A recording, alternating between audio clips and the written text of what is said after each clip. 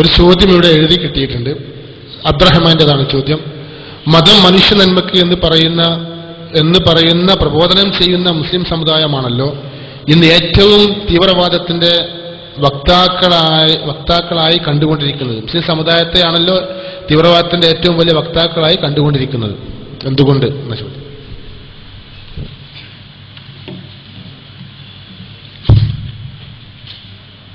മതത്തിന്റെ നന്മയെക്കുറിച്ച് പ്രബോധനം ചെയ്യുന്ന മുസ്ലിങ്ങളുടെ ഇടയിൽ തന്നെയാണല്ലോ തീവ്രവാദവുമായി ബന്ധപ്പെട്ട പ്രവർത്തനങ്ങൾ ഏറ്റവും അധികമായി കണ്ടുകൊണ്ടിരിക്കുന്നത് എന്നാണ് ചോദ്യം.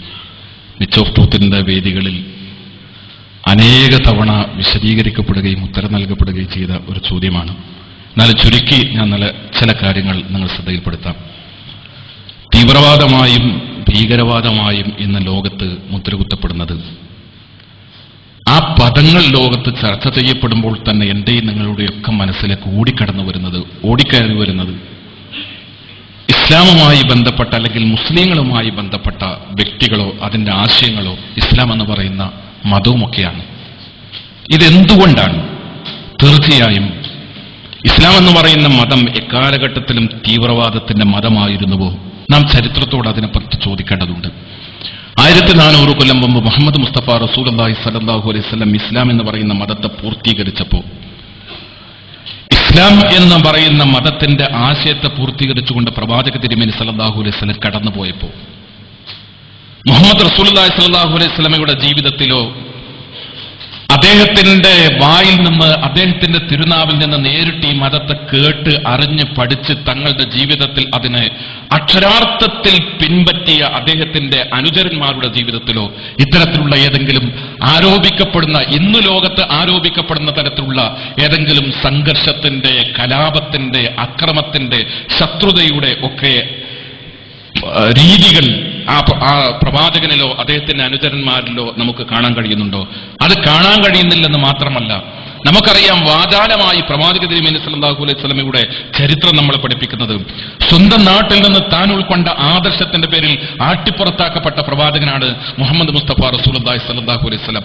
മക്ക എന്ന് പറയുന്ന താൻ പറന്നു വീണ നാട്ടിൽ നിന്ന്, ജനിച്ചു വീണ വീട്ടിൽ നിന്ന്, മക്കയിൽ നിന്ന് തന്റെ ആദർശത്തെ സംരക്ഷിക്കുന്നതിനു വേണ്ടി ആട്ടിപ്പുറത്താക്കപ്പെട്ട് പ്രവാചക തിരുമേനി സല്ലല്ലാഹു അലൈഹി വസല്ലം പോകുമ്പോൾ മക്കയുടെ കവാടത്തിൽ നിന്നുകൊണ്ട് തിരിഞ്ഞു നിന്ന് മക്കയോട് സലാം പറഞ്ഞുകൊണ്ട്, ഞാൻ നിർബന്ധപൂർവം ഈ നാട്ടിൽ നിന്ന് ആട്ടിപ്പുറത്താക്കപ്പെട്ടില്ലായിരുന്നുവെങ്കിൽ ഞാൻ ഒരിക്കലും മക്ക വിട്ടു പോകുമായിരുന്നില്ല എന്ന വേദനയോടുകൂടെ പറഞ്ഞുകൊണ്ട് കടന്നുപോയ പ്രവാചകൻ തന്റെ ആദർശത്തിന്റെ പേരിൽ സ്വന്തം നാട്ടിൽ നിന്ന് ആട്ടിപ്പുറത്താക്കിയിടത്തും പ്രവാചക തിരുമേനി സല്ലല്ലാഹു അലൈഹി വസല്ലമയുടെ ജീവിതത്തിൽ തീവ്രവാദത്തെക്കുറിച്ചോ കലാപങ്ങളെക്കുറിച്ചോ സംഘർഷങ്ങളെക്കുറിച്ചോ നമുക്ക് കാണാൻ കഴിയുന്നില്ലെങ്കിൽ തീവ്രവാദത്തെ ഇസ്ലാമിനോട് ചേർത്തി കാണാൻ, ഇസ്ലാമിനോട് ചേർത്തി പറയാൻ പറ്റുമോ?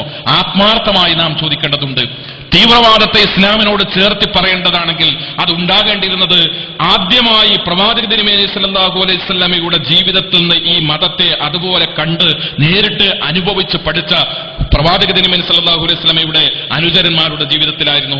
നിങ്ങൾക്കറിയുമോ, സുമയ്യ ബീബി എന്ന് പറയുന്ന പ്രവാചക തിരുമേനി സല്ലല്ലാഹു അലൈഹി വസല്ലമയുടെ അനുചരന്മാരിൽപ്പെട്ട യാസർ കുടുംബത്തിൽപ്പെട്ട സുമയ്യ ബീബി റളിയല്ലാഹു അൻഹ മുഹമ്മദ് റസൂലുള്ളാഹി സ്വല്ലല്ലാഹു അലൈഹി വസല്ലമയിൽ വിശ്വസിച്ചു എന്നതിന്റെ പേരിൽ മാത്രം സുമയ്യ ബീവിയെ ജനമധ്യത്തിൽ കൊണ്ടുവന്ന് സുമയ്യ ബീവിയുടെ ശരീരത്തിൽ നിന്ന് വസ്ത്രങ്ങളൊക്കെ അടിച്ചു മാറ്റി സുമയ്യ ബീവിയുടെ ശരീരത്തിന്റെ മർമ്മ ഭാഗത്തേക്ക് ഇരുമ്പിന്റെ കമ്പി കൊണ്ടുവന്ന് തീയിലിട്ട് ചുട്ട് പഴുപ്പിച്ച് ചൂടാക്കി സുമയ്യ ബീവിയുടെ ശരീരത്തിന്റെ മർമ്മ ഭാഗത്തേക്ക് കുത്തിയിറക്കി പരസ്യമായി സുമയ്യ ബീവിയെ കൊലപ്പെടുത്തിയതായി ഇസ്ലാമിക ചരിത്രം പഠിപ്പിക്കുന്നുവെങ്കിൽ എന്തേ അതിന്റെ പ്രതികരണമായി ഒരു തീവ്രവാദം ലോക ചരിത്രത്തിൽ രേഖപ്പെടുത്തപ്പെടാതെ പോയത്? എന്തുകൊണ്ടാണ് അതിന്റെ പ്രത്യുത്തരമായി ഒരു കലാപമോ സംഘർഷമോ ലോക ചരിത്രത്തിൽ, ഇസ്ലാമിന്റെ ചരിത്രത്തിൽ രേഖപ്പെടുത്തപ്പെടാതെ പോയത്? തീവ്രവാദം ഇസ്ലാമിന്റേതായിരുന്നുവെങ്കിൽ അത് ഉണ്ടാകേണ്ടിയിരുന്നത് മുസ്ലിങ്ങളിലാണ്, ആദ്യകാലഘട്ടങ്ങളിലെ മുസ്ലിങ്ങളിലാണ്. കൈവിരൽ തുഞ്ചത്ത് വളർന്നു വരുന്ന, നീണ്ടുവരുന്ന നഖം മുറിക്കണം എന്ന് മതം പഠിപ്പിക്കുന്നുവെങ്കിൽ അത് കൃത്യമായി പാലിക്കാൻ ശുഷ്കാന്തി കാണിക്കുന്ന മുസ്ലിങ്ങൾ തന്റെ ജീവിതത്തിൽ വലത് കൈകൊണ്ട് മാത്രമേ ഭക്ഷണം കഴിക്കാവൂ എന്നതിനോടൊപ്പം വെള്ളം കുടിക്കുന്നതും വലത് കൈ കൊണ്ട് തന്നെ ആകണമെന്ന് പഠിപ്പിക്കപ്പെട്ടപ്പോ അത് പാലിക്കുന്നതിൽ കണിശതയും ശുഷ്കാന്തിയും പഠിപ്പിക്കുന്ന മുസ്ലിങ്ങൾ അവരുടെ ജീവിതത്തിൽ മതം കൊണ്ട് തന്നെ തീവ്രവാദം പഠിപ്പിക്കപ്പെട്ടിരുന്നുവെങ്കിൽ, വേദഗ്രന്ഥങ്ങളിലൂടെ തന്നെ തീവ്രവാദം പഠിപ്പിക്കപ്പെട്ടിരുന്നുവെങ്കിൽ ആദ്യകാലഘട്ടങ്ങളിലെ മുസ്ലിങ്ങളിൽ അതുണ്ടാകുമായിരുന്നു, അവരുടെ ജീവിതങ്ങളിൽ അതുണ്ടാകുമായിരുന്നു. അവർ തീവ്രവാദികളാണെന്ന് മുഹമ്മദ് റസൂലുള്ളാഹി സ്വല്ലല്ലാഹു അലൈഹി വസല്ലമയെയോ മുഹമ്മദ് റസൂലുള്ളാഹി സ്വല്ലല്ലാഹു അലൈഹി വസല്ലമയുടെ അനുചരന്മാരുടെയോ ജീവിതത്തെ സത്യസന്ധമായി പഠിച്ച ഒരാൾക്കും സത്യസന്ധമായി പരിശോധിച്ച ഒരാൾക്കും അത്തരത്തിലൊരു അഭിപ്രായമില്ലെങ്കിൽ തീവ്രവാദം ഇസ്ലാമിൻ്റെതല്ല എന്ന് കൃത്യമായി നമുക്ക് ബോധ്യപ്പെടുന്നു. പിന്നെ എന്തുകൊണ്ടാണ് നമ്മൾ ഈ ജീവിക്കുന്ന കാലഘട്ടത്തിൽ ഇക്കാലഘട്ടത്തിൽ തീവ്രവാദം എന്ന് പറയുമ്പോഴും കലാപം എന്ന് പറയുമ്പോഴും ഒക്കെ പെട്ടെന്ന് ഇസ്ലാംകാർ വരുന്നത് എന്തുകൊണ്ടാണ്? ഞാൻ വളരെ വിനീതമായൊരു ചോദ്യം. നമ്മൾ വായിക്കുമോ നമ്മുടെ മുമ്പിൽ കടന്നു വരുന്ന പത്രങ്ങൾ? നാം തുറന്നു നോക്കുമ്പോൾ നമ്മുടെ മീഡിയകൾ, വാർത്താ ചാനലുകൾ, അവിടെയൊക്കെ നമ്മൾ നോക്കുമ്പോൾ ലോകത്തിന്റെ പല ഭാഗങ്ങളിലും കലാപങ്ങളില്ലേ? ലോകത്തിന്റെ പല ഭാഗങ്ങളിലും സംഘർഷങ്ങളില്ലേ? ഇന്ത്യയിൽ പശ്ചിമ ബംഗാളിൽ മാവോയിസ്റ്റുകളും കമ്മ്യൂണിസ്റ്റുകളും തമ്മിലുള്ള കലാപങ്ങൾ നടക്കുന്നു. അവിടെ വാളെടുക്കുന്നവനും പരസ്പരം വെട്ടിക്കൊല്ലുന്നവനും തീവ്രവാദം തന്നെയാണ്, അക്രമം തന്നെയാണ് കാണിക്കുന്നതെങ്കിൽ മാവോയിസം തീവ്രവാദമെന്നോ കമ്മ്യൂണിസം തീവ്രവാദമെന്നോ എന്തുകൊണ്ടാണ് നമ്മുടെ രാജ്യത്തോ നമ്മുടെ ലോകത്തോ പറയപ്പെടാതെ പോകുന്നത്? ആയുധമെടുക്കുന്നവനെയും അക്രമം കാണിക്കുന്നവനെയും മുഴുവൻ തീവ്രവാദി എന്ന് വിളിക്കാനുള്ള ആർജവം ആധുനിക ലോകം പ്രകടിപ്പിക്കുമോ?